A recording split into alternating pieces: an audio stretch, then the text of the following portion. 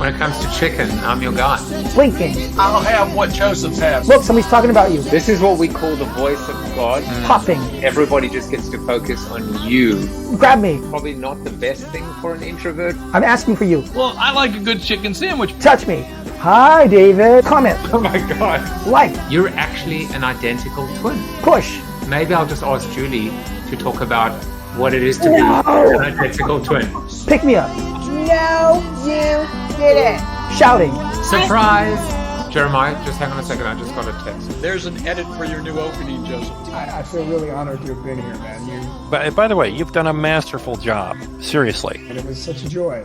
Thanks, Joseph. It's an honor. Good on you. This was a pleasure. I mean, you are the prime example of how to pivot in this new environment. I wish everybody gets an opportunity to interact with Joseph Jaffe and Corona TV. Who needs Cameo when I've got my own personal Cameo?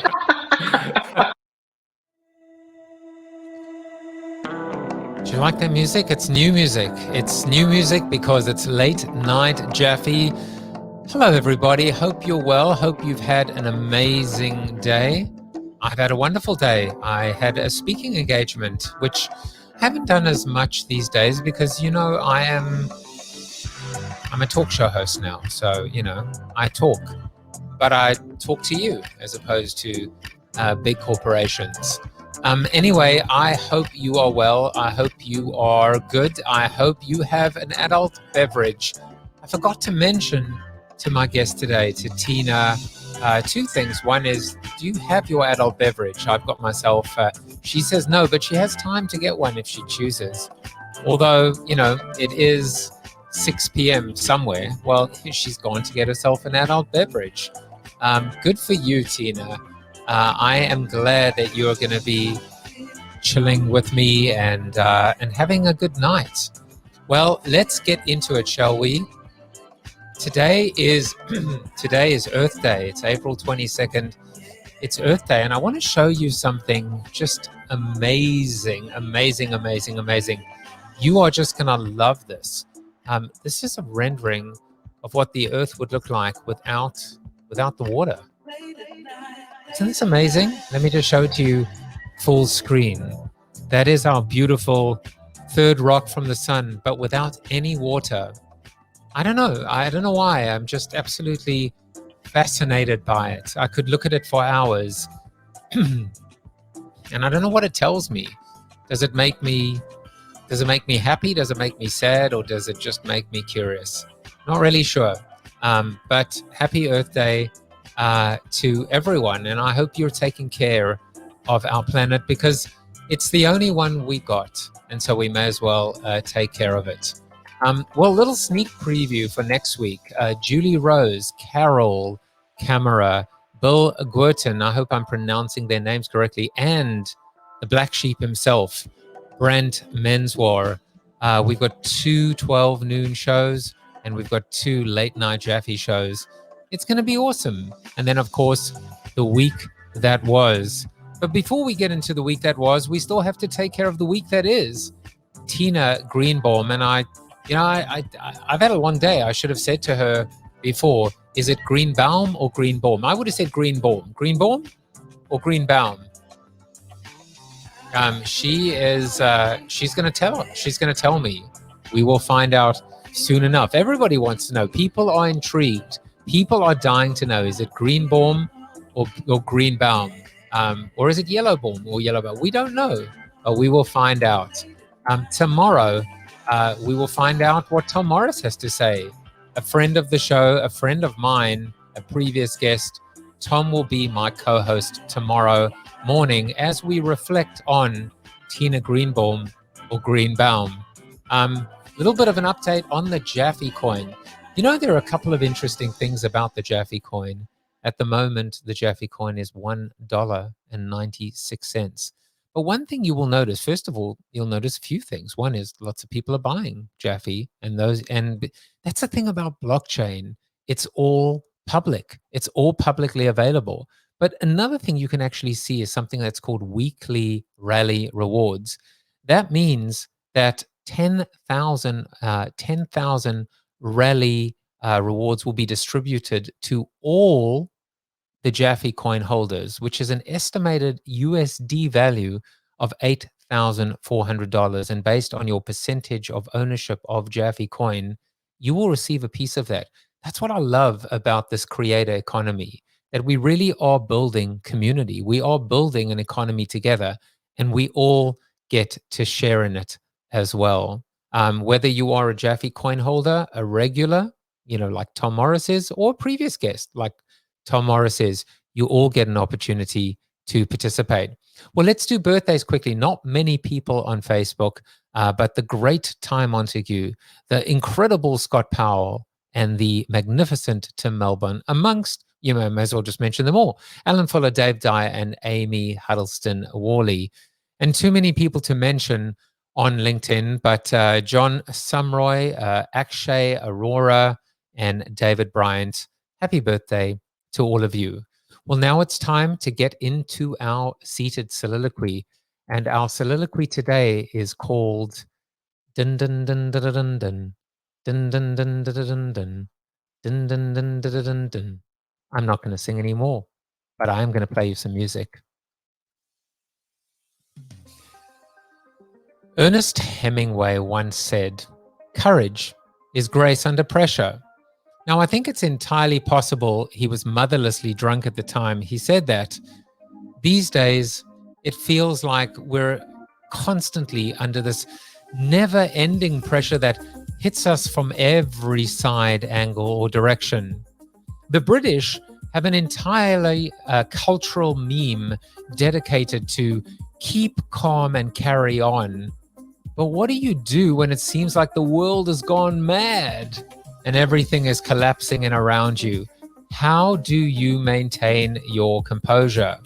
How do you figure out a way to ground yourself, control your emotions, and ultimately prevail?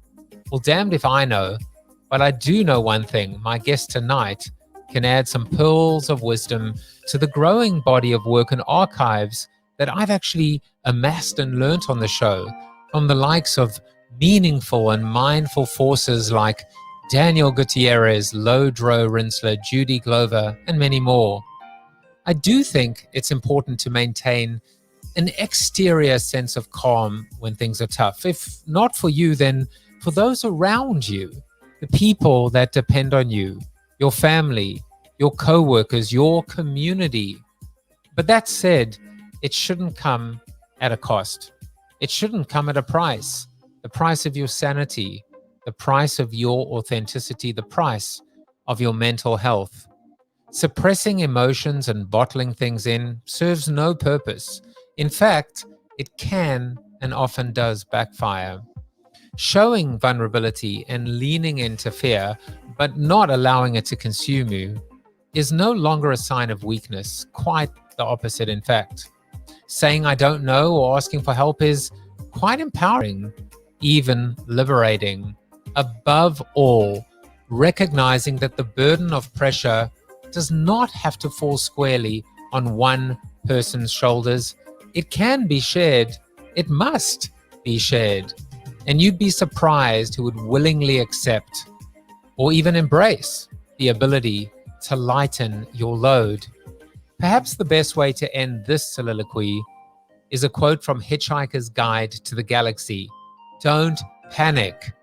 It seems fitting to have to jump from the sublime, Hemingway, to the ridiculous, Adams. We might not be able to completely eradicate pressure, but we can certainly reduce or even minimize it, especially when it is self-imposed.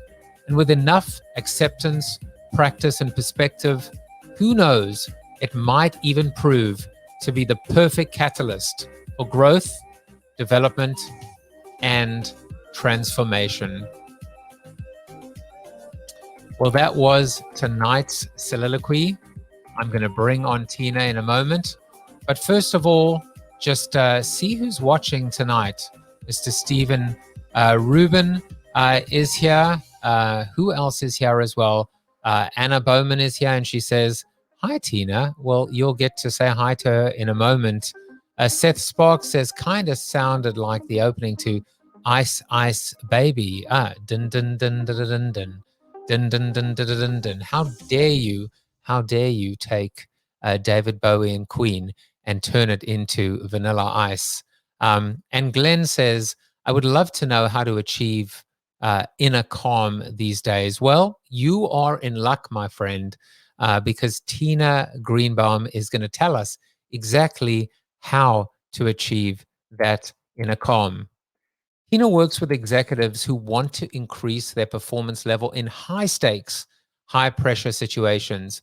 An optimal performance specialist and sports psychology consultant, Tina's signature program, Mastery Under Pressure, empowers leaders and their teams using cutting edge technology, neuroscience, energy psychology, that sounds awesome, sports psychology, and current learning theory. In addition to a Mastery Under Pressure team program, Tina also works with CEOs and senior level management as a confidential thera coach on a one-to-one basis. Her expertise in guiding executives through their psychological and personal issues helps her clients cope with the demands that their personal struggles place on them as they strive to be atop their sector. As she likes to say, the only thing standing between you and your goals is, you know the answer, is you. But now the you is you, Tina. Welcome to the show. Thank you. Thank you so much. I look at that pre-COVID picture, right? And I could create a lot of pressure. Oh, I don't look like that anymore. This is really me, but this is me.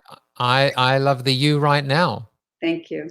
Thank you. So there is so much to talk about, just even in your wonderful bio.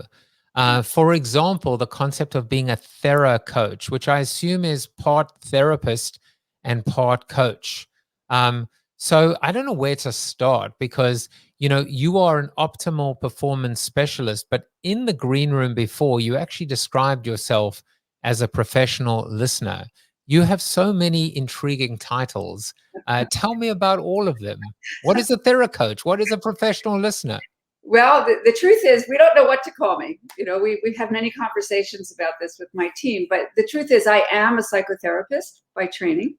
I have a master's in social work, so I'm an LCSW, and I've had a private practice in Washington, D.C., New York City, Portsmouth, New Hampshire, Long Island, and now out in San Francisco. So I've worked with many high-powered, intriguing individuals, actors, dancers, performers, athletes, bank presidents, and so on. But the truth is that we're all people.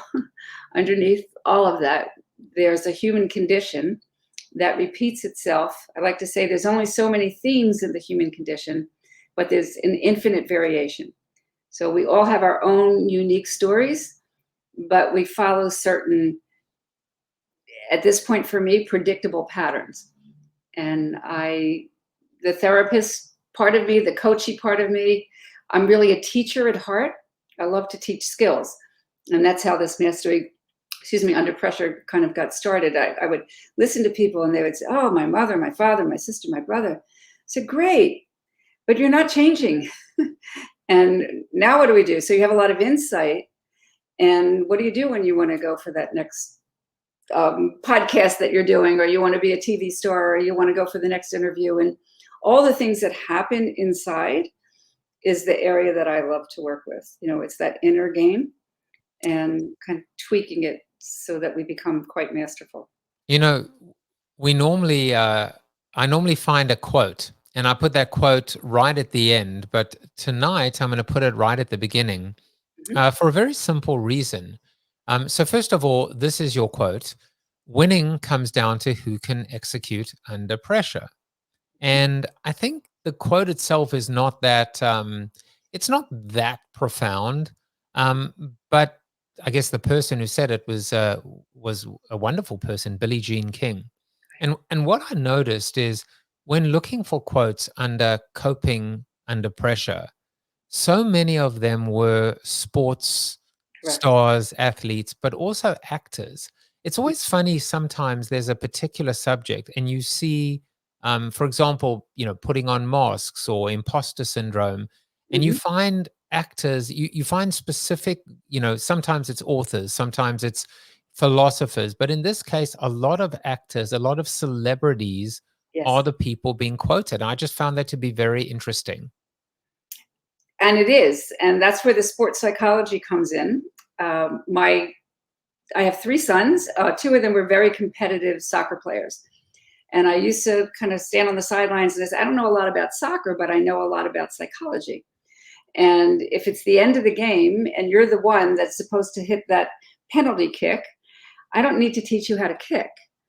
I need to teach you how to focus on the things that you need to focus on, because theoretically you should get that goal. The goalie is much smaller than the goalpost. And so why do so many fabulous players kind of misread and do all that?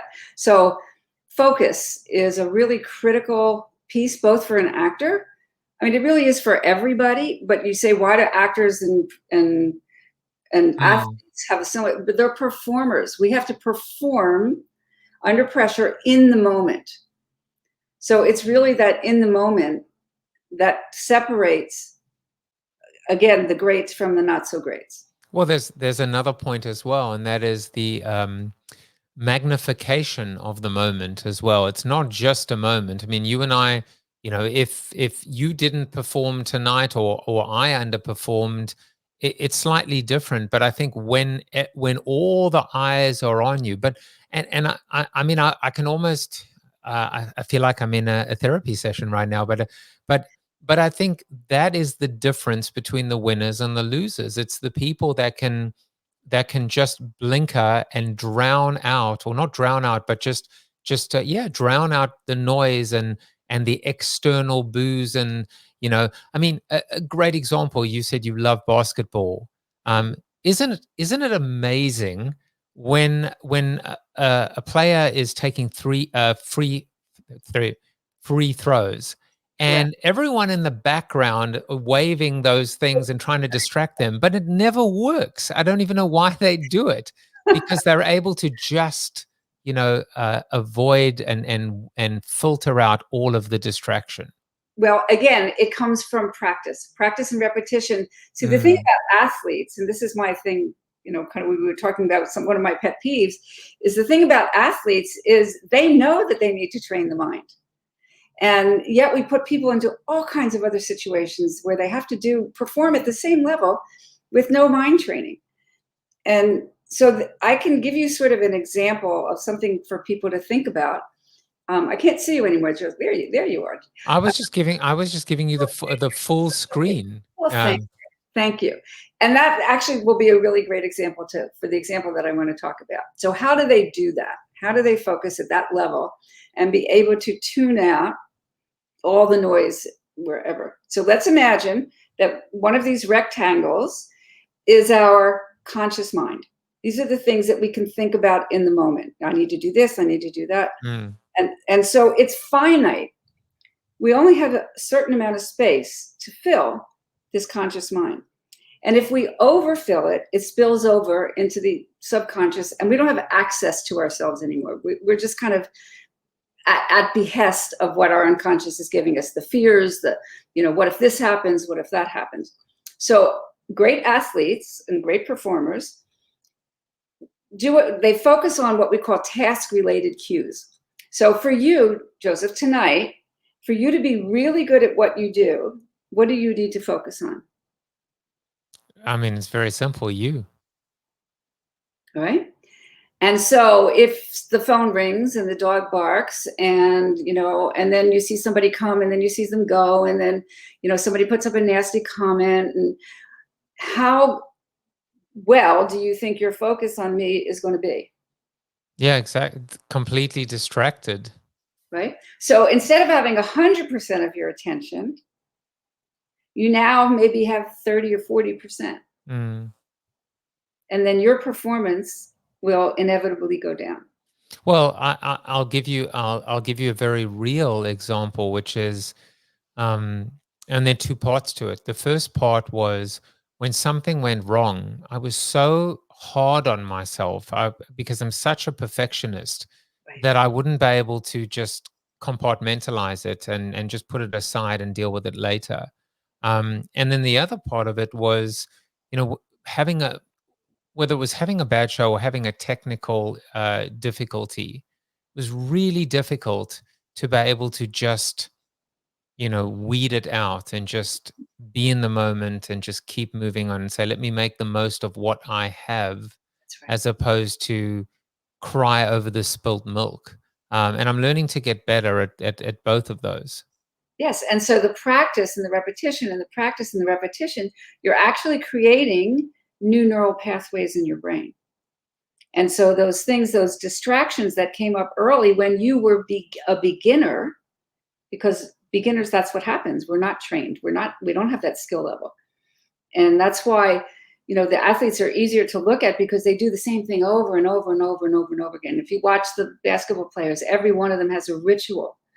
This one will bounce the basketball a couple times. This one will, kind of look at the line, and you watch them. And we watch Steph Curry a lot. And every time he finishes, his hand ends up. So these rituals, these traditions that they've created for themselves, allow them to focus on just the things that they need to focus on, and then depend on the part that they have studied and practiced over and over again. It's kind of like driving a car. There's a reason why we charge a lot of money for insurance for beginning drivers. I need to look in the mirror. I need to do X, Y, Z. Right? It's muscle memory, but then also there, as we all know, like golf is a great example. How much of it, as they say, is mental, versus the physical ability is there. A scratch golfer is a scratch golfer. The difference between, a tee shot that's 310 yards or 314 yards is really negligible, but it is coping under pressure, mastery under pressure, that ultimately determines, the execution. As Billie Jean said, right? Winning comes down to who can execute under pressure. That's right. So we're going to get into the corporate version of that, or even just the personal version of that. But I would be remiss if I didn't take the opportunity to embarrass you just slightly, and just find out about some fun facts about you. And I love these fun facts about you because I think in many respects, you and I are very similar. Maybe not completely, because one thing about you is you feel the need for speed. And I mean, I don't. I hate. Okay, personally, I hate speed. But you are not a fly boy, but you must be a fly girl. Tell us about this love for speed. I just always have. My brother used to have a motorcycle, and he taught me how to ride on the back of a motorcycle. I loved convertibles when I was in high school. Anybody that would have a convertible that would take me on a ride. Roller coasters. I like the front seat in the roller coaster. And so skiing, I don't need to ski the really big, difficult mountains. I just like in the end where I get down towards the bottom and I could just put my poles behind me and then shh. So I love the wind on my face and speedboats. Anything that, the beginning of just even taking off in a plane. I love it when it goes really, really, really fast. I can't say I've had a whole lot of it in the last year. No. and it's funny because personally, I hate speed. I love being in the plane because I feel safe. I feel like when it's enclosed and I'm on the inside, very different to when I'm on the outside. And actually, my dad died in a motorboat accident when I was 4 years old. So it's not that surprising why I hate speed, and specifically the ocean. So you don't need to be a theracoach for that. I get it. But it's interesting how in the plane, I do love that. I do love sitting there in this thing, just like, at that moment. And it's weird how safe I feel, even though probably, it's just an illusion. Well, I'm married to somebody that doesn't really love it the way that I love it. But it is, you asked me kind of what is some of the things that somebody doesn't know about me. And that's probably, I told him the other night, he didn't know that either. So, but I do. it makes me feel alive, like really alive. All right. Well, let's find out what else makes you feel alive. What else makes you feel alive is it's all the movies with you. I don't know what's going on, but you are a little bit of a rebel, aren't you? You like to live on the edge, push the envelope. Although most people wouldn't necessarily know you in that way. So tell us, and this is probably where you and I do. We do like to push. Tell us about this rebellious side to you. Well, I always would say when I was younger that I would tick and everybody else would talk. You know, I just, a lot of places I just didn't fit in. I'm very friendly, so people like me in general, and it's not hard for me to make friends.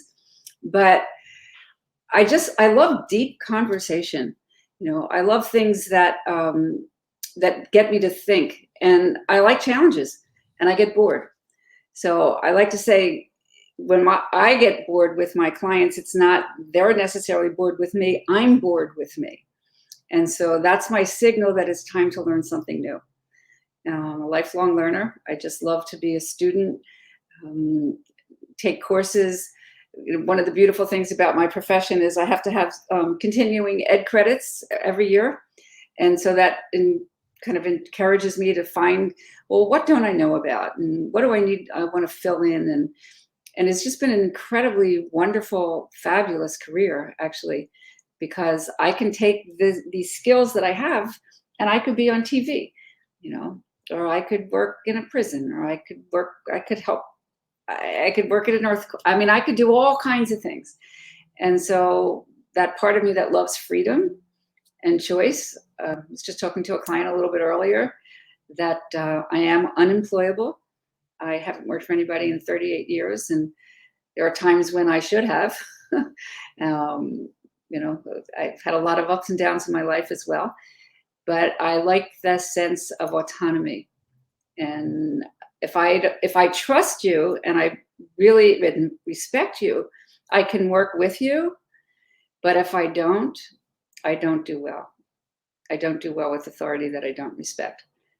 And It's funny because I actually used that phrase today. I said I'm unemployable, and people feel like I'm almost being too hard on myself or self-deprecating, and it's like, no, it's true. true. I'm unemployable. I would just wither and die in that corporate environment. But I want to go back to something else you said, which intrigued me. You said, you know, it's not. It's basically the classic. It's not you, it's me. When it comes to getting bored. So, I mean, wow, there's so many interesting implications if you think about a marriage, if you think about a friendship, but in the client relationship, um, when you feel that boredom, you're not blaming them. You're taking responsibility and saying, I need to change. I need to figure out how to inject life and freshness back into the relationship. Exactly. It seems intuitive, but I would hazard a guess most people don't do that. No, and you asked me, you know, kind of at the very beginning, like what were some of my pet peeves? And I don't blame people necessarily, because I think that good mental health, I always like to say, is not a natural sport, it's a learned sport. A lot of the things that you and I are talking about and things that you have discovered for yourself and self-help things and wanting to be a better person, there are certain laws that actually work. The universe works in a certain way. And if we follow these laws, life works. And if we don't, then we keep bucking up against ourselves over and over and over again. But most of our parents didn't learn these skills. My parents were very wise, but there were a lot of things that I had to learn on my own.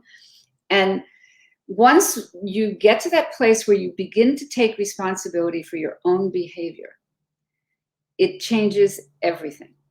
It just changes everything, because it is so easy to blame.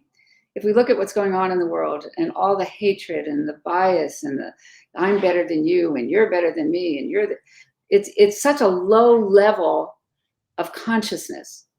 It's such a low level of responsibility.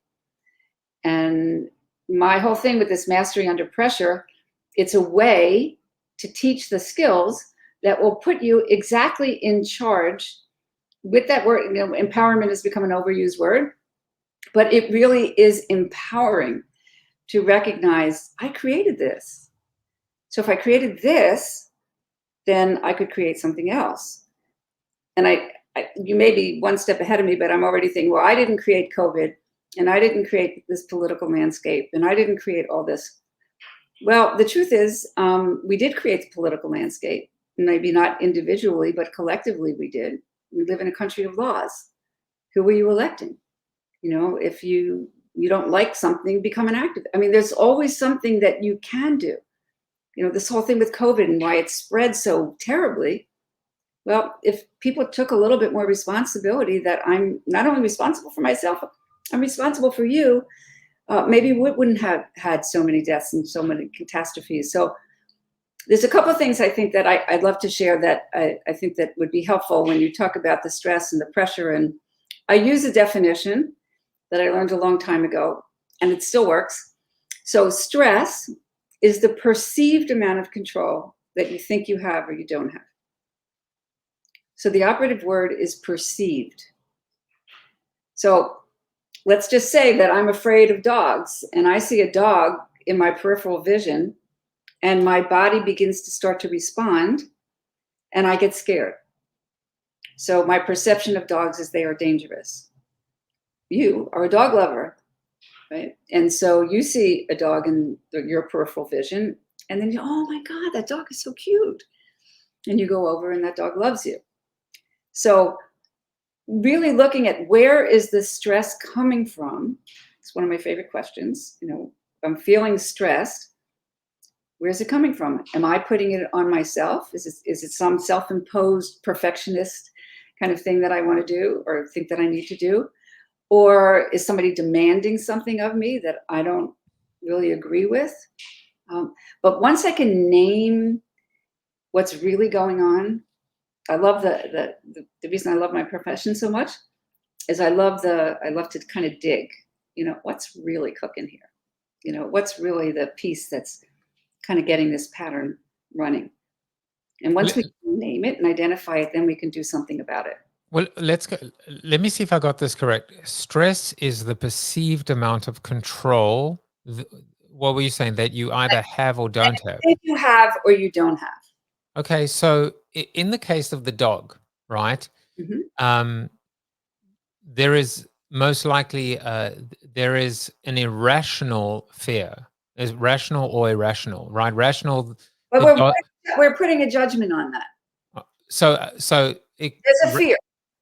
And the reason I said rational or irrational is because really what I wanted to focus on was the fear. Mm-hmm. So how does it relate to stress? Stress is the perceived amount of control. How are control and fear connected?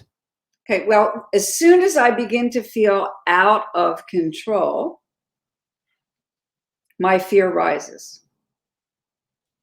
I get scared. That's why people, when they say they're control freaks, they like to control as much as they possibly can. And they're always looking to control some external something or other. But that's not where the control is, because I can't control you. I can't control the technology. I can't do that. But I can control my response to it. So it's always about what's in my control, what's out of my control. And if I'm feeling really out of control and I notice that the anxiety is rising, then I can say, well, how come? I had a client today we were talking about, he said, I get anxious when I lose control of all the different pieces that are happening. And he said, I try to pretend that it's not there and muscle through it. Mm. I said, but what would happen if you looked at that anxiety as your messenger? Why am I anxious? Why am I feeling out of control? Let me see if I can name it. Well, I'm losing all the different pieces that I need to take care of. Oh, okay, so now I named it.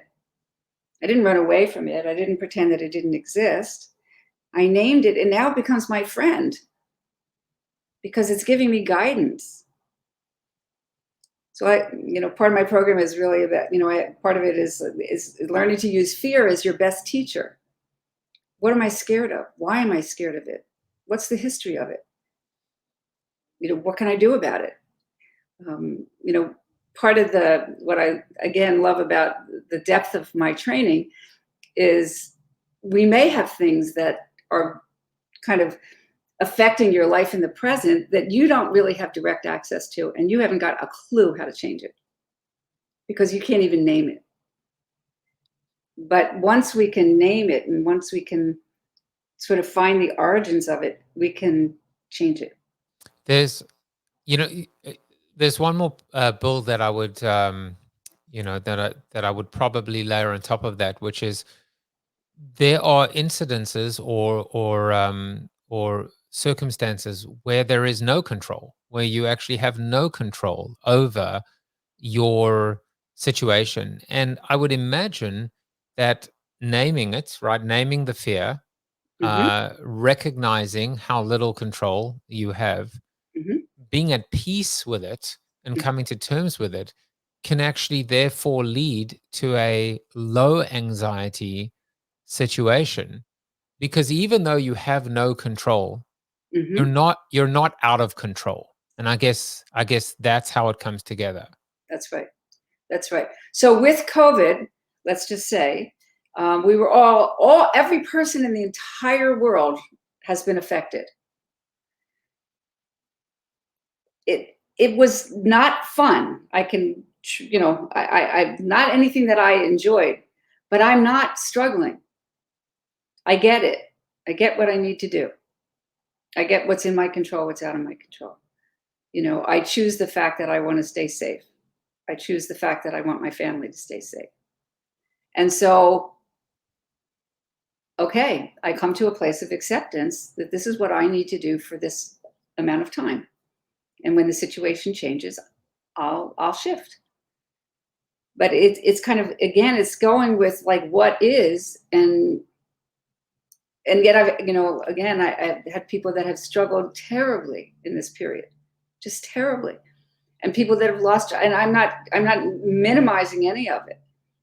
And at the same time, how many people do you know that have kind of taken the sort of like, okay, this is the way it is. What can I do? I'm always looking at what can I do rather than can I do.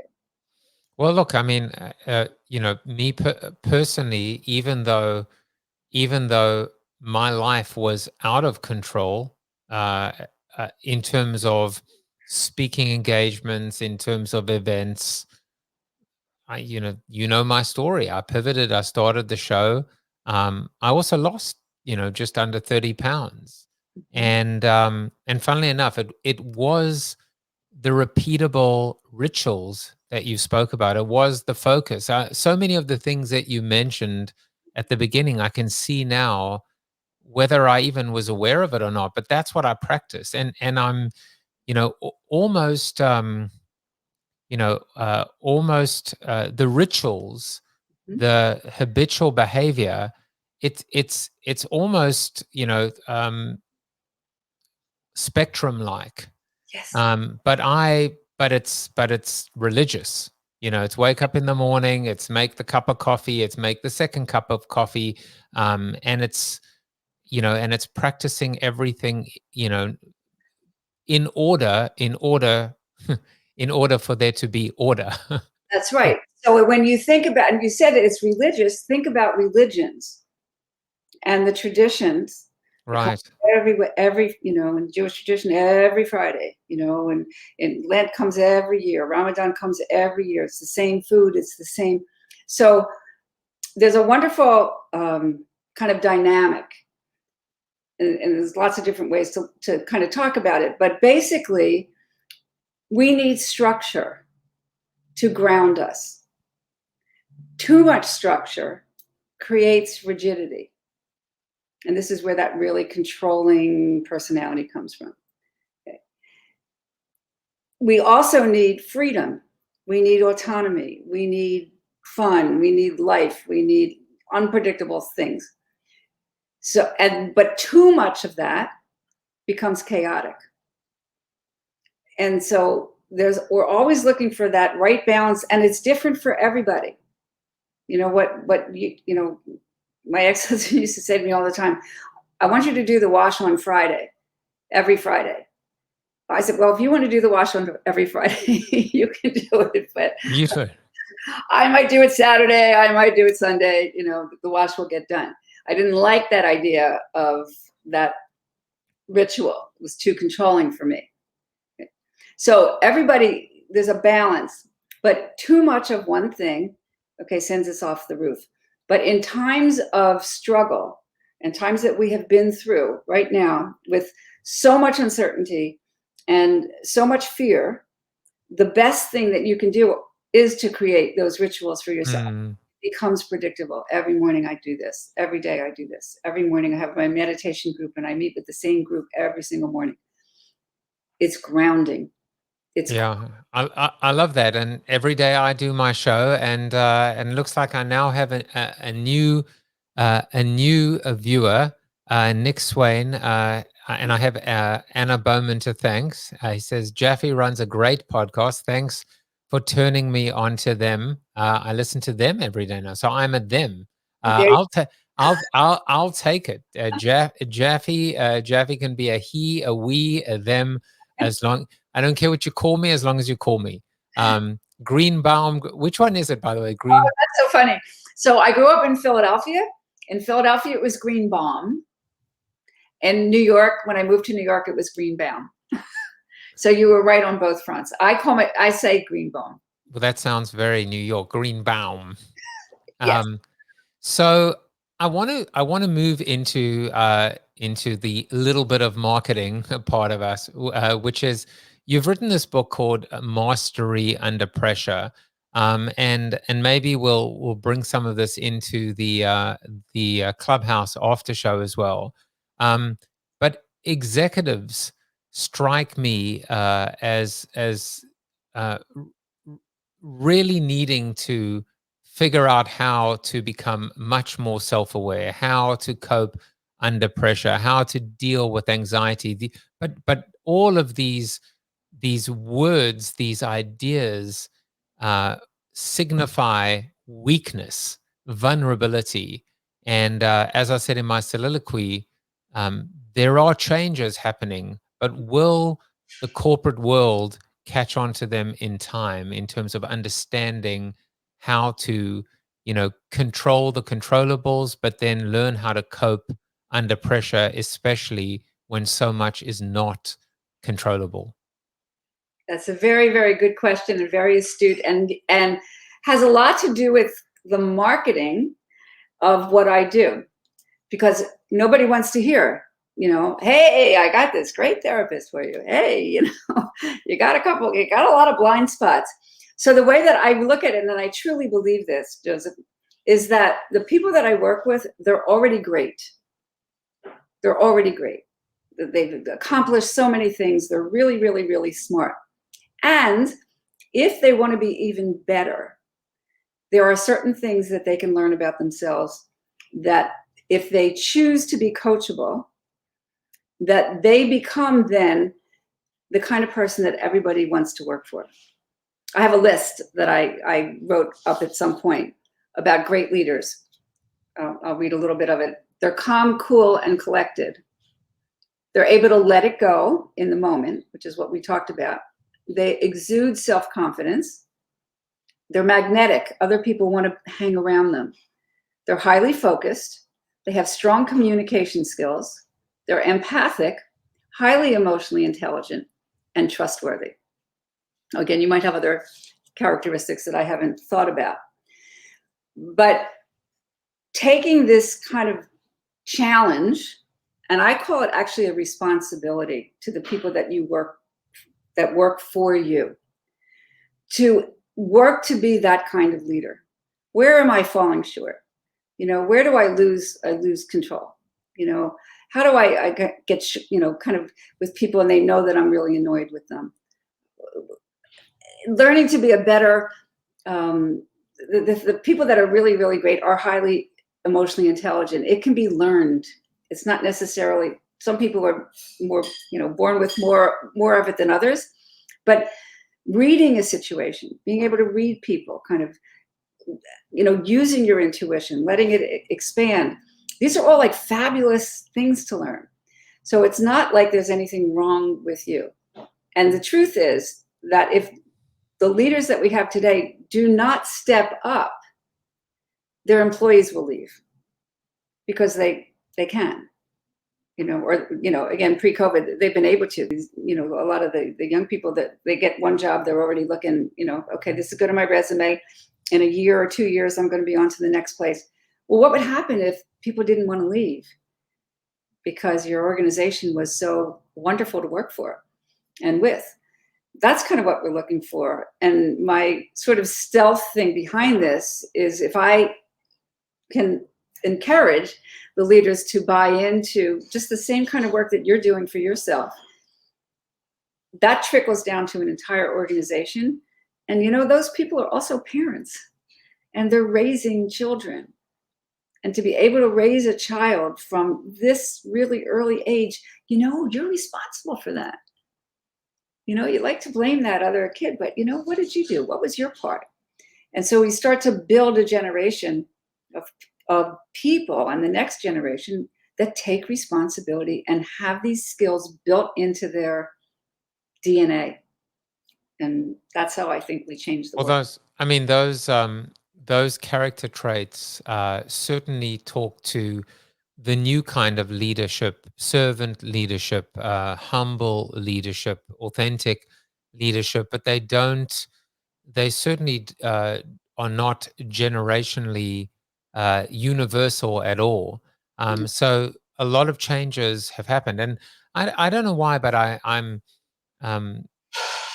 we haven't been overly political on the show in a while, but I'm just thinking to this one senator, Josh Hawley, that chose to vote against this anti, Asian hate resolution, and I think to myself, the absolute lack of leadership, of responsibility, of the one time that this entire country just needed to see a 0 in the one column, and still there wasn't an absence. How do you even reconcile that? How do you even as a therapist, how do you what's going on in that pea brain? Well, you know what? This is the way I think about it. I believe that when I look at people or listen to people, I do my best not to judge whether you're good or you're bad I kind of really make my judgment on how awake are you? Where are you on this scale? The greatest, highest vibration is the vibration of love. There's nothing higher than that. And then just underneath love is compassion, and then underneath that or I don't have the list kind of in front of me, but they're really high level qualities. And then we get down to the lower level qualities and the negativity and the hate and the bias and the so on. So when I listen to somebody like Josh Hawley and all, people that I don't even have to say it, that part of our population of the nationalists, in terms of consciousness and in terms of training, there's the kinds of things that they are nowhere on the scale. And so there's a wonderful saying that says, if I'm in a valley, that's all I see is the valley around me, and as I climb up the mountain, I get a greater vista and I can see the people below. And then the higher I climb, the greater my vista. And so when I hear people like that, they're in valleys that are about this big, and they have no level of consciousness. And frankly, there are people that are unhelpable, particularly from my perspective. These personality disorders, and I mean, you heard tons of stuff around Trump and narcissistic personality, and if somebody has a deep personality disorder, they never accept responsibility for their own behavior. It is always somebody else's fault. And they're frequently charismatic, and they pull people in, and they pull people in that are like them, that are at the same level of consciousness. So the work that that we're talking about in terms of taking responsibility and self-transformation is to raise your level of awareness that we were all born, very innocent.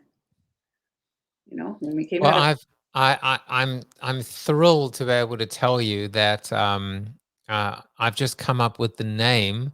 Actually, sorry, let me rephrase that. You've just come up with the name of your next book. You're welcome, by the way. It's going to be called The Valley and the Vista. Oh, I love that.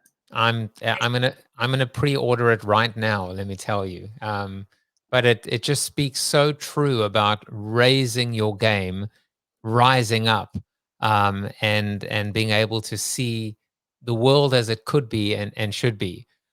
We did get one question coming in very quickly, and then I want to make sure we have time to chat about some of these tips for improving performance. And I took a test, and I want you to tell me if I passed it or not. But Seth Sparks asks, how would Tina approach coaching someone with the YIPs?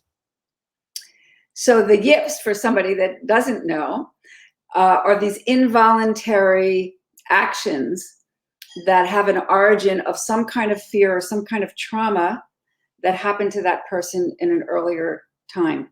And so if we don't deal with it, let's just say, I'm thinking of the baseball player, and I can't remember his name, who was famous for having the yips, that every time he was a catcher, and every time he would attempt to throw the ball, it would just go nowhere. He would mess it up.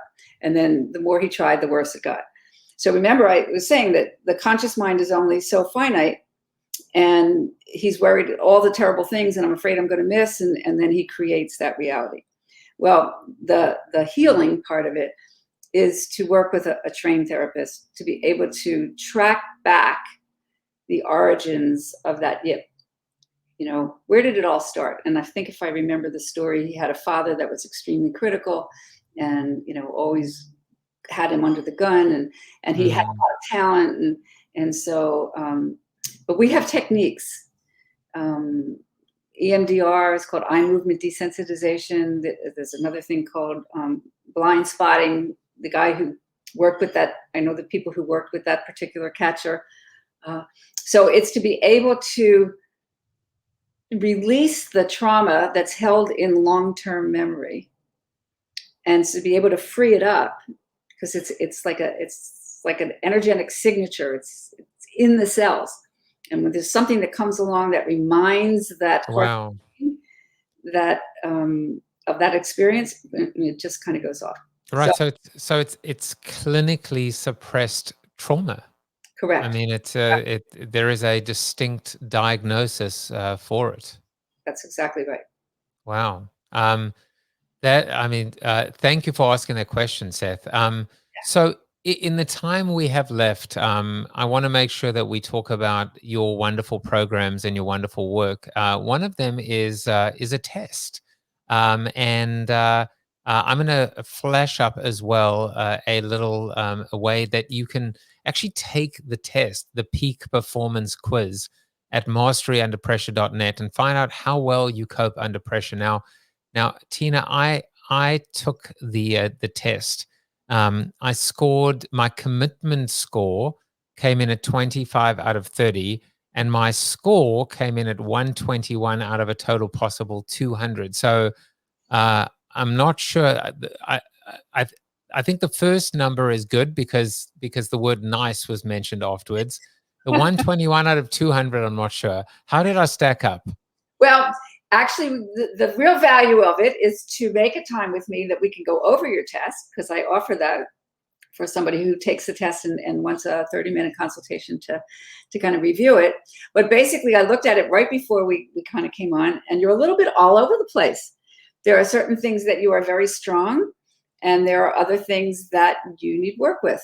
And so again, diagnostically, it's just great to see, well, I don't really need to put a lot of attention on this thing, but basically we teach focus, relaxation, how to deal with this negative self-talk, how to visualize, and dealing with fear.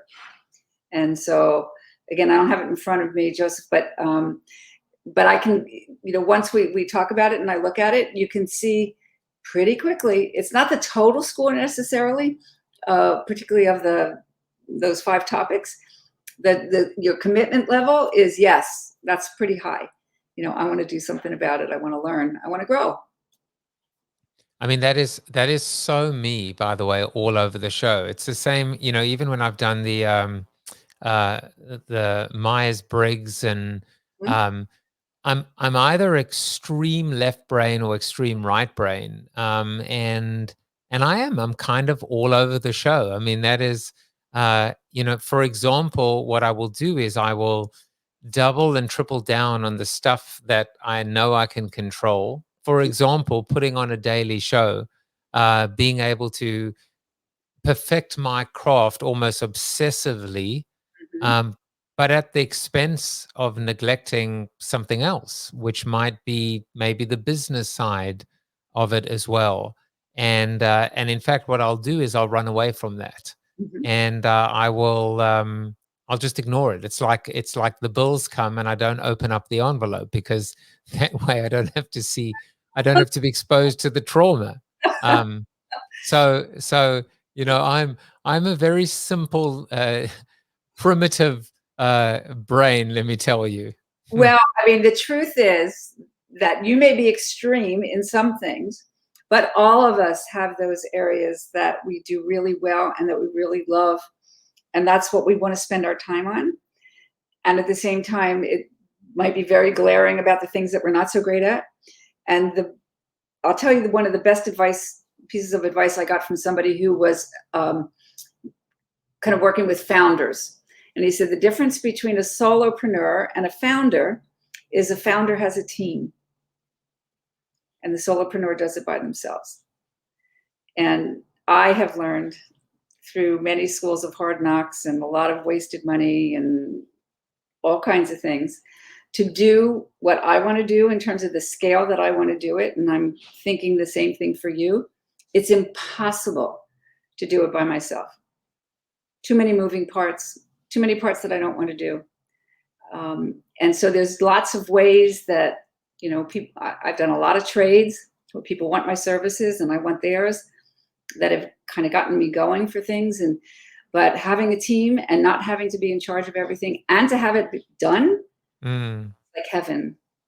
It is. I mean, it is the ultimate liberation and meditative nirvana, which is to lighten the load. I mean, in my soliloquy was all over that, right? It was about the fact it's asking for help, but it's also letting go. And it's I have an intern starting. I mean, the poor high school senior, he has no idea how what he's in for, because I don't even know if I can let him manage my just the birthdays, which is like just okay, you can do the birthdays, but you can't write the soliloquy. But you're right, it's letting go, and being able to do that in a way that that allows for growth, quite frankly. It does. It really does. And you will be amazed at how wonderful, relaxing it is. Once you can let it go and give it to somebody else. You sent me all those things this morning that and I sent it to the person who does all my social media, and it's all up and it looks professional and it's done. And I got to work with clients and be here, and we're all the better for it. We see you have someone that does your social media. That's my point. Well, I didn't always, and I hated it.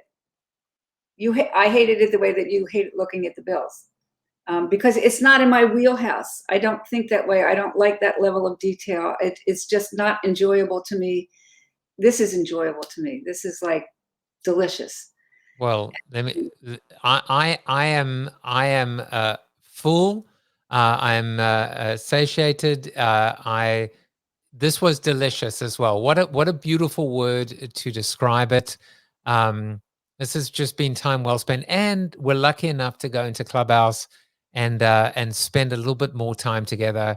This has been both Tina Greenbaum and Greenbaum, the optimal performance specialist. And I really loved how, you know, you spoke about the fact that in many respects, it's not about fixing or broken. It's about taking, you know, good people and making them even better. And I love how you've phrased that. Tina Greenbaum is the author of the upcoming The Valley and the Vista. Look for it wherever books are sold. You can follow her on Twitter, Mastery Pressure, or on Instagram, Mastery Under Pressure. You can connect with her on LinkedIn. You can connect with her on Facebook. Please go out and buy Mastery Under Pressure. All that stands between you and your goals is you, obviously. How do you cope under pressure? Take the peak performance quiz at masteryunderpressure.net. And wait, there is more. Not only can you connect with Tina at masteryunderpressure.com, but she is looking for 12 good people, good men, that's another movie, or woman, 12 participants for her Mastery Under Pressure 90-day program for high impact leaders that are in high stakes environments. Go to masterycalendar.com if you want to be one of the jury.